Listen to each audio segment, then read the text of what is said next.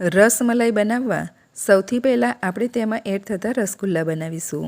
તો તેના માટે કઢાઈમાં 1 લીટર ગાયનું દૂધ એડ કરી દૂધમાં ઉભરો આવવા દઈએ. દૂધમાં ઉભરો આવે એટલે ગેસને બંધ કરી દઈશું અને દૂધને ચમચાથી 1 મિનિટ હલાવી લઈશું. હવે અહીં મેં 3 ચમચી લીંબુનો રસ લીધો છે અને તેમાં 3 ચમચી પાણી એડ કરી સારી રીતે મિક્સ કરી લઈએ. હવે દૂધમાં થોડો લીંબુનો રસ એડ કરતા જઈશું અને હલાવતા જઈશું.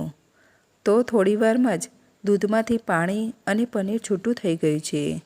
હવે એક ઊંડા બાઉલની ઉપર ચાળણી મૂકી તેના ઉપર કોટનનું કપડું મૂકી દૂધને એડ કરી દઈએ અને તેના ઉપર પાણી એડ કરી પનીરને ધોઈ લઈએ. હવે કપડાને આ રીતે ભેગું કરી પાણી નિતારી લઈએ અને આ રીતે બાંધી તેના ઉપર વજન મૂકી બધું જ પાણી કાઢી લઈએ.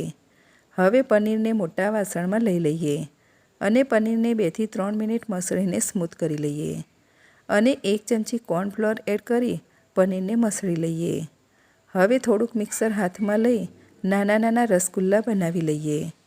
હવે કઢાઈમાં 1 કપ ખાંડ અને 5 કપ પાણી એડ કરી ખાંડને પાણીમાં ઓગાળી લઈએ. ખાંડ ઓગળી જાય અને પાણી ઉકળવા લાગે એટલે તેમાં એક કરીને રસગુલ્લા એડ કરી દઈએ અને ઢાંકીને 10 મિનિટ કૂક કરી લઈએ અને રસગુલ્લાને પલટાવી ફરી 5 થી 7 મિનિટ કૂક કરી લઈએ અને ફરી 5 મિનિટ ખુલ્લા રાખીને કૂક કરી લઈએ. હવે ગેસને બંધ કરી રસગુલ્લાને ચાસણી સાથે લઈ બરફવાળા એકદમ સરસ ઠંડા પાણીમાં એડ કરી 10 મિનિટ રહેવા દઈએ. હવે રસમલાઈની રબડી બનાવવા કઢાઈમાં 1 લીટર દૂધ એડ કરી દૂધમાં ઉભરો આવવા દઈએ.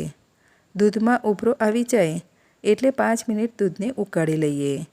હવે તેમાં અડધો કપ ખાંડ, બદામની કતરણ, પિસ્તાની કતરણ અને કેસરના તાર એડ કરી મિક્સ કરી લઈએ અને દૂધને 5 થી 7 મિનિટ ઉકાળી લઈએ અને ગેસને બંધ કરી રબડીને હલાવીને થોડીક ઠંડી કરી લઈએ.